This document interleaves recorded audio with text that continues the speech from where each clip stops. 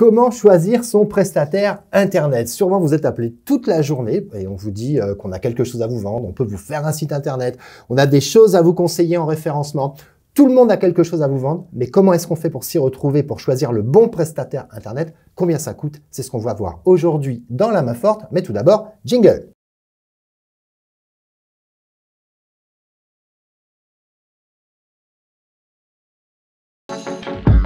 Près de Toulouse, le gérant d'une PME a choisi, lui, d'exaucer les vœux de ses salariés.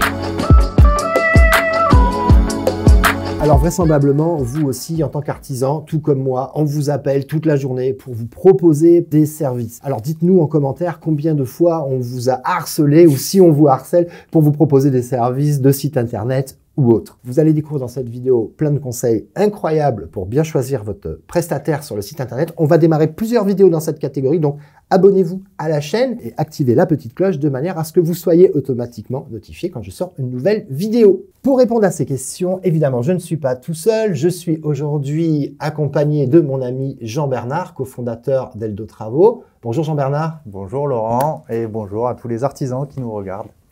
Merci Jean-Bernard d'avoir accepté, d'avoir répondu présent à mon invitation sur un sujet, tu le sais, qui me dépasse un petit peu parce que c'est un sujet qui est vaste, c'est un sujet qui est compliqué et incroyable. Tu t'es bien débrouillé quand même. Oui, mais comment on fait un site internet? Comment on choisit son prestataire?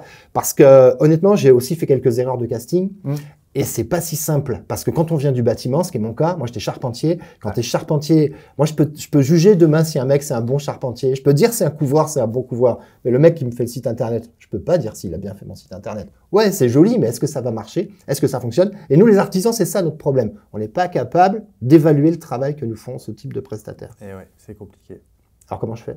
Comment on fait quand on est artisan? Comment on fait? Alors déjà, le premier conseil que je voudrais vous donner, c'est de regarder une autre vidéo qu'on va tourner sur comment devenir incontournable localement sur Internet, parce que vous allez découvrir que c'est peut-être pas le site Internet qu'il faut faire en premier quand on veut développer son entreprise du bâtiment. Ah, on commence pas par faire un site? Non. C'est quoi? Il faut commencer par quoi? Ah ben, je t'invite à regarder la prochaine vidéo, Laurent. Abonnez-vous pour pas la rater. C'est vrai. Mais voilà, on va vous donner tous les conseils sur comment devenir incontournable localement. Mais aujourd'hui, on est là pour parler du prestataire site internet. Exactement. Qui est un vrai sujet. Je me suis trompé. Tu t'es trompé. Oui. Tout le monde s'est trompé, a signé des contrats pour s'engager pendant 3 ans ou 4 ans pour avoir un site internet, avec bien souvent un résultat d'avoir à peu près 0 contact. Et ouais, et on a payé cher. Et on paye cher tous les mois en abonnement. Et on ne sait pas pourquoi le téléphone ne sonne pas. Combien d'entreprises ont payé 300, 400 € par mois? Engagement 3 ans, 4 ans. Et au final, pour avoir aucun résultat. Donc c'est dramatique pour des petites entreprises qui se saignent tous les jours pour faire son métier, qui font confiance et où il n'y a pas le résultat derrière. Moi, je trouve ça dramatique. Et ça a été une des missions, c'est une des missions de notre entreprise, justement, de se battre contre ça. Alors du coup, la solution, c'est quoi? Chercher un prestataire pour faire le site internet, est-ce qu'il faut faire comme quand on cherche un artisan, c'est-à-dire regarder soi-même, c'est-à-dire dire non à tous ceux qui nous appellent et aller chercher soi-même sur internet des prestataires, les faire venir à la maison, faire 3 devis et choisir celui qui nous semble le plus cohérent? C'est ça la solution? Au final, la démarche, effectivement, c'est à peu près celle-là. Toi, tu l'as déjà dit dans certaines de tes vidéos, c'est de s'inspirer des meilleurs. Donc, allez regarder les meilleurs couvreurs de votre région. C'est vrai. Allez voir leur site internet et allez voir qui c'est qui fait le site internet en bas. Voilà, faites votre petite étude de marché et effectivement, ne cédez pas aux sirènes de celui qui vous appelle vous promettant d'être premier sur Google parce que c'est pas tout le monde qui sait le faire ça. Alors, c'est vrai que tu as raison, l'imitation. Moi, j'ai pas honte de le dire, j'ai imité beaucoup de choses que j'avais pas forcément trouvées d'ailleurs sur des sites français. À l'époque, j'étais allé me balader un peu sur des webs étrangers. C'est là d'ailleurs que j'ai commencé à me renseigner sur les témoignages. Ouais. Parce que quand j'allais sur les sites américains, je voyais que les couvreurs, il y avait plein de témoignages. À l'époque, ça n'existait pas en France. Enfin, toi, tu démarrais tout juste, ton entreprise démarrait tout juste, donc on scannait nos avis clients pour les mettre en ligne, mais c'est quelque chose qu'on trouvait très peu. Aujourd'hui, ça se démocratise de plus en plus. Tu proposes ce genre de service, mais c'est vrai que aller s'inspirer de ce que font les autres ou copier ce que font les autres, c'est souvent une bonne idée. Moi, je vois des gens qui copient mon site, je vois des couvreurs qui s'installent à Toulouse, qui copient mon nom, qui copient mon site. C'est un peu pénible. mais c'est de bonne guerre. Il commence à y en avoir beaucoup d'ailleurs. C'est vrai. C'est de bonne guerre. Et puis en général, la copie dépasse rarement l'original, donc c'est ça. Et donc, puis on faut toujours garder un train d'avance. Exactement. Donc premier conseil, allez voir vraiment, inspirez-vous des meilleurs et allez voir quelles sont les agences qui ont fait le site. Et puis aussi demandez conseil. N'hésitez pas à appeler vos confrères. On n'est pas forcément concurrents tous. Appelez vos confrères pour savoir concrètement qu'est-ce que tu penses de ce prestataire. J'ai vu que vous étiez 2 ou 3 à avoir fait appel à lui. Concrètement, qu'est-ce que ça te rapporte? Faites-le. Donc nous, on vend des logiciels pour les entreprises du bâtiment. Toutes les semaines, j'ai des utilisateurs de notre solution qui m'appellent pour me dire « Bon, JB, j'ai encore dit à des artisans qui voulaient prendre vos logiciels que c'était bien. Ça sera moi la prochaine fois. » Donc faites-le, allez-y, faites-le. Ne signez pas comme ça sur du démarchage. Demandez aux copains artisans quels résultats concrets ils ont eu et demandez aussi aux prestataires de présenter concrètement les résultats qu'il a eu. Parce que faire un beau devis avec un truc qui va coûter une blinde sans savoir ce que ça rapporte, moi, j'aime pas. Moi, j'aime bien savoir les résultats concrets que vous avez eus. Donc, exigez ça. D'ailleurs, puisque tu parles de budget et de sites qui coûtent une blinde, c'est vrai que c'est pas forcément donné. Quelle enveloppe? Alors, bien sûr que c'est large, ça dépend des prestataires qu'on veut, la taille du site, ainsi de suite. Mais quelle enveloppe il faut compter pour un artisan qui je sais pas, qui a envie d'avoir un peu de visibilité, du référencement en local? Qu'est-ce qu'il faut compter comme enveloppe? C'est 1 000 euros, c'est 10 000 euros, c'est quoi pour avoir un site? Comme dit en introduction, si vous voulez avoir de la visibilité, on va dire rapidement en local, moi je vais conseiller plutôt d'aller faire du référencement local, travailler sur Google My Business. On a un retour sur investissement qui peut être très important. Je vais aller conseiller d'aller faire du référencement payant. Le site internet, il faut se dire, c'est un investissement long terme. Entre le moment où vous allez le commander, où il va être mis en ligne, où il va commencer à apporter des contacts, vous n'allez rien avoir avant 6 mois. Donc si vous pensez vouloir du contact tout de suite, ce n'est pas un site internet qu'il faut faire. Pour répondre à ta question, en revanche, combien coûte un site internet? C'est un peu pareil, tu vas avoir des sites à 30 € par mois ou des sites à 300 € par mois ou à 2 000, 3 000, 10 000, 20 000 même. Donc ça dépend de votre budget, ça dépend de la maturité de votre entreprise. Quand on démarre, je pense qu'il ne faut pas investir beaucoup dans le site internet, y aller progressivement, comme toi tu as fait d'ailleurs, et ensuite pouvoir rajouter soit des choses qui vont faire que ce site va être boosté. Alors combien il faut que je mette? 1000 ou 10 000? Ben, ça dépend de la maturité de ta boîte. Si tu n'as pas du tout de contact et que tu démarres et que tu n'as pas un gros budget, moi je vais conseiller de mettre 1000, 2000, faire un joli site one-pager, donc à une page, où il n'y a pas besoin d'aller sur 50 pages, en mettant en avant l'humain, en permettant de demander du contact facilement, voilà, que le site il soit optimisé pour ça. D'accord. Ça va être pour démarrer. Et après, effectivement, on peut aller sur des sites qui coûtent 5 000, 10 000, mais là, on va travailler plusieurs choses, parce qu'il y a vraiment 3 éléments importants pour qu'un site internet rapporte du business. Alors, c'est comme une voiture. Le bon vieil exemple de la voiture, il y a la carrosserie, le moteur et l'essence. Une grosse partie des sociétés qui sollicitent des artisans, ils ont une jolie carrosserie, mais rien dedans. C'est ça. C'est joli, mais si ça ne marche pas, tu as bonne mine avec ton site qui est joli. T'es bien embêté, tu payes pendant 2 ans, 3 ans pour rien. C'est vrai. Donc du coup, mais c'est important la carrosserie, parce que il faut que le site, quand un visiteur vient dessus, le but du site, après, c'est qu'il l'appelle pour faire une demande de devis. Donc il faut qu'il soit optimisé pour ça. Okay. Ensuite, deuxième élément, donc c'est le moteur.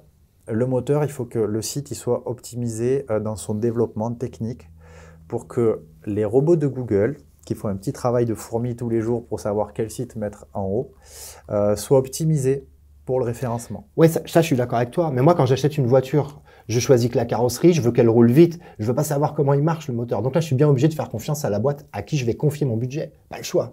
Tu l'essayes la voiture ou pas? La voiture, je l'essaye. Bon, là, tu peux pas essayer le site. Je peux pas essayer le site. Pour remplacer ça, du coup, on en revient au premier point, c'est de demander des résultats concrets auprès de clients qui ont le même métier et peut-être même le même secteur géographique. Donc de la reconnaissance, de la recommandation, des avis, quoi. Voilà. Serais-tu en train de me dire que pour choisir le site internet, il faut des avis? Bien sûr. Exactement. Bien sûr. Pareil. Bien sûr. Okay. Ah ouais. Alors, aller regarder les avis sur Internet de l'agence et aller demander des avis concrets à des entreprises qui ont le même métier que vous. Parce que, vous voyez, nous, on travaille avec les 25 ou 30 corps d'État. Aller se placer et faire placer son site pour de l'assainissement ou de la couverture, selon la ville, selon la concurrence, c'est pas la même chose.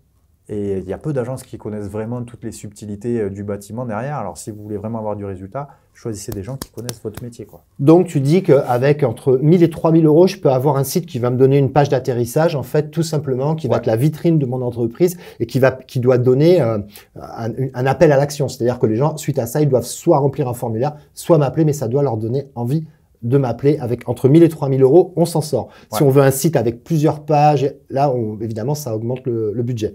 Donc, entre 1000 et 3000, quand on démarre, c'est jouable. C'est jouable. Ok, très bien. On sait qu'après, mais on en parlera dans d'autres vidéos, il y a un petit peu d'argent à mettre, à filer à Google si on veut être un petit peu mis en avant. Mais je pense qu'on en parlera dans d'autres vidéos, pas dans celle-là, parce que là, on est sur le budget de départ du site.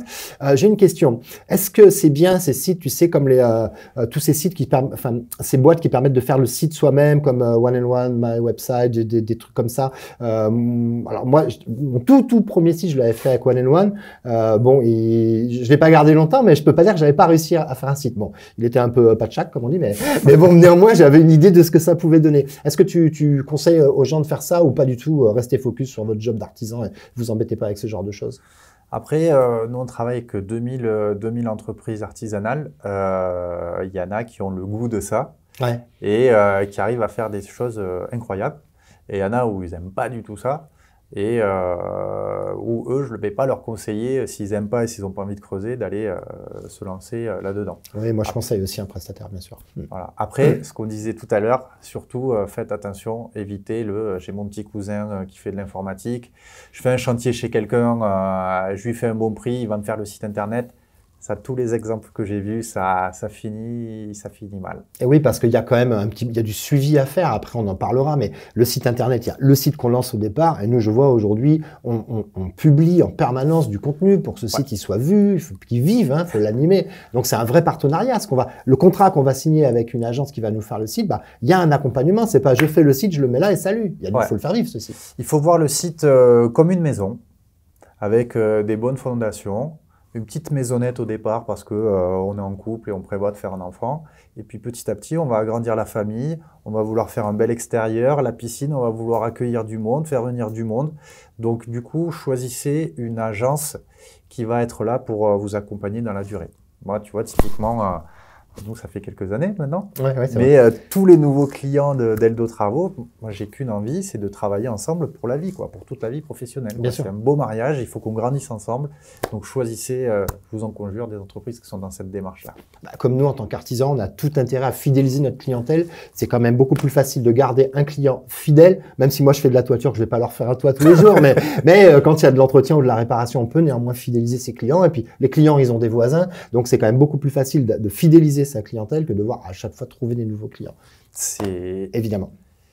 La publicité Internet va aller crescendo. Plus il y a de monde qui va dessus, plus ça va coûter cher. Donc, très important, plus que jamais, fidéliser sa clientèle. On en reparlera comment le faire, mais c'est important. Ça marche. Donc, si je récapitule pour conclure cette vidéo, évitez de confier votre site internet à des gens, peut-être à des gens, des amis et de la famille, si vous n'êtes pas capable de valider leurs compétences. Si vous décidez de choisir un prestataire, allez plutôt soyez demandeur plutôt que de répondre aux gens qui vous contactent.